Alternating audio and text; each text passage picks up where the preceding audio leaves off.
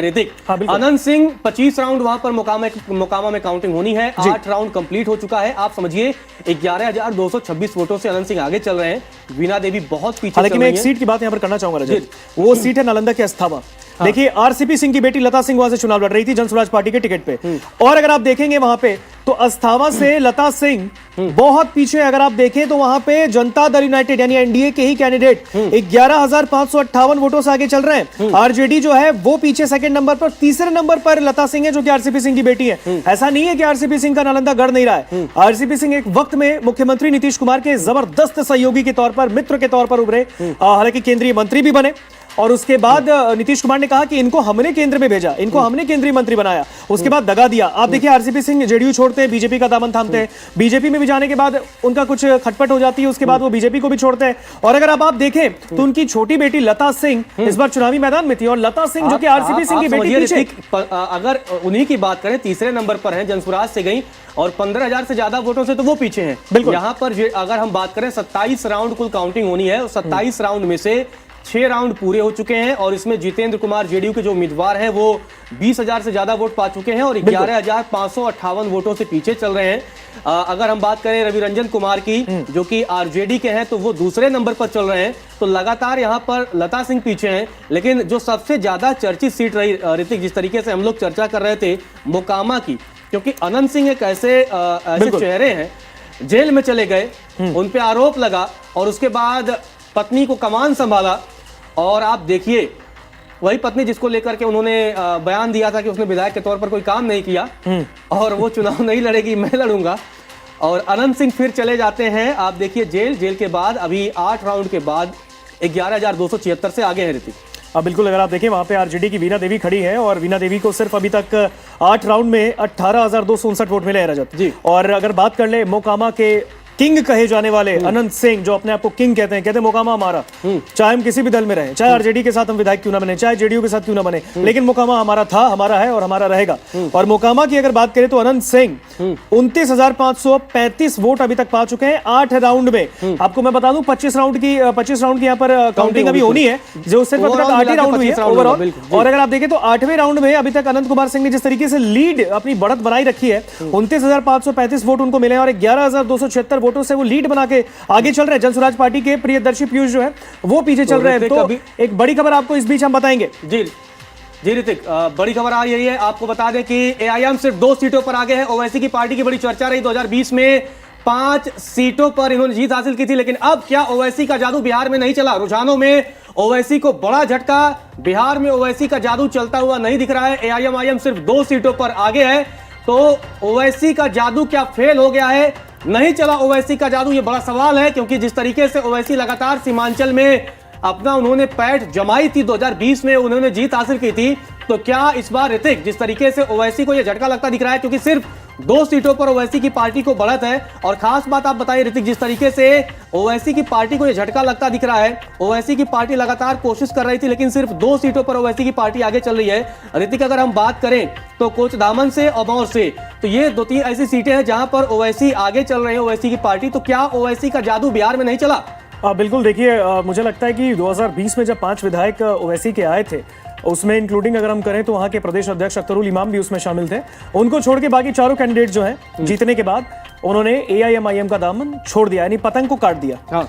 और उसके बाद अगर आप देखें तो वो दूसरी पार्टी में जाते हैं, आरजेडी में चले जाते हैं। और उसके बाद अगर आप देखें तो उन्होंने आरोप लगाया था तेजस्वी यादव पे, उन्होंने कहा कि तेजस्वी ने मेरे पार्टी में सेंधमारी कर दी, हमारी पार्टी को तोड़ दिया और 4 विधायक ले गए। लेकिन कोई बात नहीं, हम फिर से वापस आएंगे और सीमांचल हमारा गढ़ था, हमारा है और रहेगा। इसी बयानबाजी पर उन्होंने वापस से सीमांचल में अपने कैंडिडेट उतारे।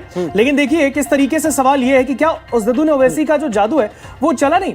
अगर आप देखें तो अजदुद्दीन ओवैसी का जादू अगर नहीं चलता, कहीं ना कहीं अगर आप देखें तो जब बिहार में एनडीए वर्सेस महागठबंधन की तगड़ी फाइट होती है, उसमें ओवैसी त्रिकोणीय मुकाबला करते हैं। हालांकि इस बार तो चौतरफा मुकाबला हो गया। ओवैसी थे, लगातार ओवैसी अपने पार्टी के नेताओं को लालू के पास भेज रहे थे, आरजेडी से संपर्क करने की कोशिश कर रहे थे कि महागठबंधन में शामिल हो जाए।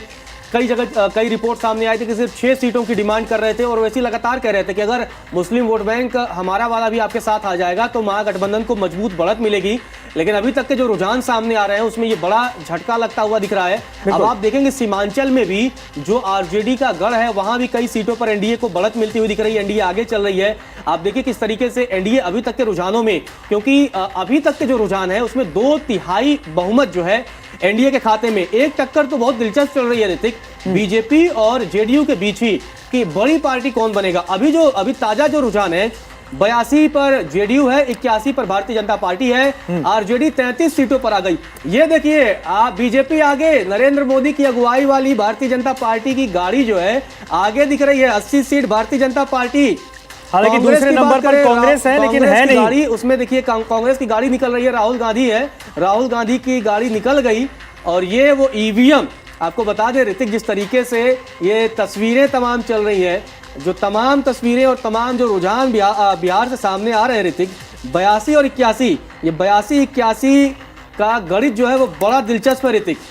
82 और 81 मुझे लगता है आगे जाके कहीं किसी की 83 ना कर दे। अगर आप देखेंगे तो 82 और 81 जो आप बता रहे बीजेपी और जेडीयू के बीच, आपने फ्रेंडली फाइट का जिक्र किया, मैं फिर कहूंगा रजत, आप ही ने कहा था कि फाइट फ्रेंडली कभी नहीं होती, लेकिन यहाँ पे अगर देखें तो एनडीए के अंदर में अगर आप देखें तो बीजेपी और जेडीयू में ये आपसी एक ये है कि भाई जैसे क्रिकेट में होता है, बिल्कुल क्रिकेट में रोहित और कोहली में ज्यादा रन कौन बना रहा है, क्योंकि दोनों एक ही टीम से खेल रहे हैं। यहाँ पे एक ट्यूनिंग है, हाँ, ये दोनों एक ही टीम के प्लेयर हैं, बिल्कुल। और इसीलिए फ्रेंडली मैच ये देखने को मिल रहा है कि अब उसमें कंपटीशन है, क्योंकि कई बार क्रिकेट में हमने देखा है कि जब रोहित कोहली बैटिंग करते थे तो कई बार ये होता था कि इस बॉलर को तुम मारो, इस बॉलर को हम, तो दोनों में आपस में एक कंपटीशन होता था कि ज्यादा रन कौन बना रहा है। तो महागठबंधन फेंक रहा है ना, बिल्कुल, बॉल तो महागठबंधन फेंक रहा है, फायदा टीम को होता था। तो इसी तरीके से बीजेपी और जेडीयू की टीम, अच्छा यहाँ हमें चिराग को भी नहीं भूलना होगा ऋतिक, बिल्कुल 28-29 में से 22 पे लगातार 22 सीटों पर वो भी बढ़त बना के हुए हैं और हम भी 4 हैं। नहीं बिल्कुल, अगर आप देखें चिराग पासवान का जिक्र किया आपने, लोकसभा में 5 टिकट उनको मिली थी, 5 सीट जीतकर वो संसद में पहुंचे। उनका स्ट्राइक रेट पूरा का पूरा 100% था। और चिराग पासवान को जब भी नरेंद्र मोदी का, हालांकि हनुमान कहा जाता है, वो हमेशा इस बात का जिक्र भी करते हैं और वो अपने आप को मानते भी हैं। और वो खुद भी कहते हैं कि मोदी जी के लिए मैं सब कुछ करने को रेडी हूं। हालांकि अगर आप देखें तो इस बार 29 सीटें उनको मिली। हालांकि उनके पिता के राजनीतिक करियर से उस चीज को जोड़ा गया जब 2005 में जब स्वर्गीय रामविलास पासवान जो है 29 विधायक लेके बिहार विधानसभा पहुंचे थे, तो इस बार उन्होंने कहा कि शायद उस चीज को वापस से रिवाइव किया गया है और अब उनको 29 कैंडिडेट दिए गए। तो 29 कैंडिडेट में ज्यादा से ज्यादा अगर वो विधायक लेकर विधानसभा पहुंचते हैं तो एनडीए की ताकत में और इजाफा कर देंगे वो। अगर आप देखिए 29 सीटों पर उन्होंने अपने कैंडिडेट उतारे हैं, 22 से 23 सीटें रुझानों में दिख रही हैं चिराग पासवान के लिए, लोक जनशक्ति पार्टी रामविलास के लिए। अगर 20+ भी वो विधायक लेके पहुंच जाते हैं ना विधानसभा में, अभी तक एक भी नहीं है, और अगर 20 से ज्यादा विधायक लेके वो विधानसभा पहुंचते हैं तो जाहिर सी बात है उनकी पार्टी भी मंत्री बनने को रेडी हो जाएगी, मुझे लगता है। हालांकि वो देखिए अभी जो नतीजे आ रहे हैं, अब देखिए अब बीजेपी 81, जेडीयू 80, मतलब आपस में ही एक फाइट चल रही है कि कौन आगे कौन पीछे।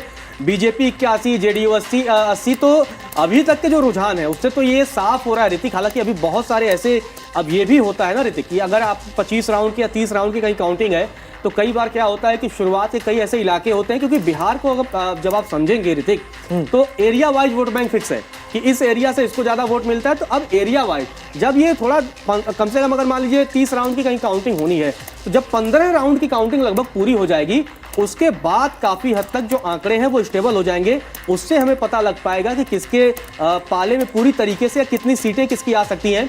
अगर हम ऋतिक कई सीटों की चर्चा करें, कई चीजों की चर्चा करें, तो यहाँ कई ऐसे नाम हैं जिनकी चर्चा बहुत जरूरी हो जाता है ऋतिक, कि जिस तरीके से उपेंद्र कुशवाहा, उनकी पार्टी अभी सिर्फ एक सीट पर आगे चल रही है। आप समझिए 6 सीटें उनको भी मिली थी और एक सीट पर उपेंद्र कुशवाहा की पार्टी आगे है, जबकि हम जीतन राम मांझी 4। तो बड़ी खबर सामने आ रही है, बिहार विधानसभा चुनाव, तेजस्वी यादव पीछे। आपको बता दें ये बड़ी खबर सामने आ रही है, तेजस्वी यादव पीछे चल रहे हैं। अब महागठबंधन के मुख्यमंत्री चेहरे के तौर पर उम्मीदवार तेजस्वी यादव को बड़ा झटका लगता हुआ दिख रहा है। तेजस्वी यादव के लिए ये बड़ा झटका है। आपको बता दें कि तीसरे राउंड में सतीश कुमार ने पीछे कर दिया है 1273 वोटों से बीजेपी के सतीश कुमार। ये वही है सतीश कुमार जिन्होंने 2010 में राबड़ी देवी को हराया था और उसके बाद से राबड़ी देवी को हराने वाले सतीश कुमार भारतीय जनता पार्टी से इस बार चुनावी मैदान में है और तीसरे राउंड में ये बड़ा खेला होता हुआ नजर आ रहा है। तेजस्वी यादव पीछे चल रहे हैं, 1273 वोटों से पीछे हैं। आप देखिए तेजस्वी यादव महागठबंधन के मुख्यमंत्री चेहरे युवाओं के बीच कहते थे कि बड़े लोकप्रिय हैं और अब वही तेजस्वी यादव पीछे चल रहे हैं 1273 वोटों से। ऋतिक 3 राउंड की काउंटिंग हो चुकी है और ये बड़ी खबर राघवपुर से। राघवपुर में क्या खेला होगा, क्या राघवपुर में चुनाव पलट जाएगा? क्योंकि अभी हालांकि 27 राउंड और पूरे होने हैं, लेकिन सतीश कुमार पीछे चल रहे हैं 1200, सतीश कुमार माफ करिए आगे चल रहे हैं सतीश कुमार 1273 वोटों से और तेजस्वी यादव पीछे चल रहे हैं। ऋतिक, तेजस्वी यादव को बड़ा झटका लगते हुए दिख रहा है। बिल्कुल, देखिए रजत, ये बहुत बड़ी ब्रेकिंग है ये कि तेजस्वी यादव जो कि महागठबंधन की तरफ से सीएम पद के उम्मीदवार हैं, वहां के फेस हैं और खुद ही तेजस्वी यादव राघोपुर सीट से जो है पीछे चल रहे हैं। महागठबंधन को इसको झटके के तौर पे कहेंगे, बहुत बड़ा झटका, ये 440 वोट का झटका हो जाएगा। अगर तेजस्वी के पक्ष में परिणाम नहीं आते हैं तो फिर महागठबंधन को बहुत बड़ा झटका लगेगा, क्योंकि राघोपुर से 2 बार के विधायक रह चुके, सिटिंग एमएलए हैं। बिल्कुल। और अगर आप देखेंगे सिटिंग एमएलए रह चुके हैं अपने, और तीसरी बार से आरजेडी के टिकट पर चुनावी मैदान में है और इस बार भी वो जीत की हैट्रिक लगाने वाले हैं, लेकिन ऐसा दावा भी कर रहे हैं। हालांकि और इस बीच जनसुराज जो है, जनसुराज चौथे नंबर पर चल रही है, इंडिपेंडेंट है वहां से बलराम सिंह वो तीसरे पर है, लेकिन neck to neck fight BJP versus RJD में है, तेजस्वी वर्सेज सतीश कुमार में है। और आप देखिए कि 3 राउंड हालांकि पूरे हो चुके हैं और 3 राउंड के बाद से तेजस्वी यादव पीछे चल रहे हैं। तेजस्वी यादव के लिए बड़े झटके के तौर पर है। हालांकि अभी ये सिर्फ शुरुआती रुझान है, 3 राउंड ही कंप्लीट हुआ है, अभी 27 राउंड और होना यहाँ पर बाकी है। लेकिन लगातार जिस तरीके से तेजस्वी पीछे चल रहे हैं वो तेजस्वी के लिए बड़ा झटका है। अगर तेजस्वी यादव कहीं चुनाव हार जाते हैं, चलिए वो तो बात की बात है, अभी जब नतीजे आएंगे साफ होगा, लेकिन अगर तेजस्वी चुनाव हार जाते हैं तो ये उनके राजनीतिक कैरियर पर ये बड़ा धब्बा लग जाएगा। ऋतिक, नहीं, बिल्कुल सही बात रजत, आपने बिल्कुल सही बोला। अगर ऐसा हो जाता है तो फिर, हालांकि इस बीच में जरा सा पहले मैं कुछ बयान हम लोग सुना देते हैं, इस नतीजों के बीच जो लगातार नेताओं के बयानबाजी आ रही है वो सुना दे, वापस तेजस्वी पर हम आएंगे। जी,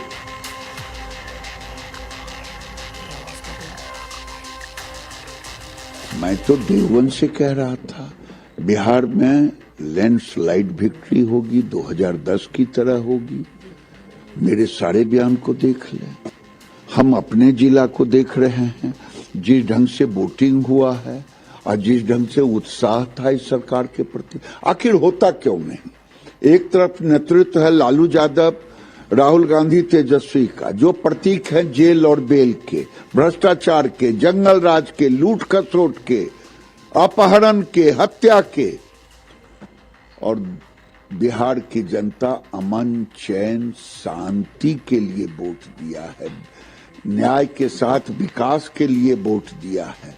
और इधर नेतृत्व है नीतीश कुमार, नरेंद्र मोदी। भले युवा ने नहीं देखा वो काल, लेकिन उनके बुजुर्गों ने तो देखा है और ये जीत उसी की। अब आपको मैं कहूं, लालू यादव अपने को गरीबों का मसीहा किया, लेकिन मसीहा अपने परिवार का बना। नीतीश कुमार ने महिलाओं को की सशक्तिकरण की, नरेंद्र मोदी जी ने लाखपति दीदी का कॉन्सेप्ट दिया गरीबों की, महिलाओं को सशक्तिकरण के लिए। तो महिला क्या वोट देगी लूट खसोट वालों को? महिला ने नरेंद्र मोदी और नीतीश कुमार पे भरोसा किया, लाखपति दीदी बनने का एक उनको अवसर दिया है। इसकी जीत भी कह सकते हैं, लेकिन ये बिहार की जीत हमारी है।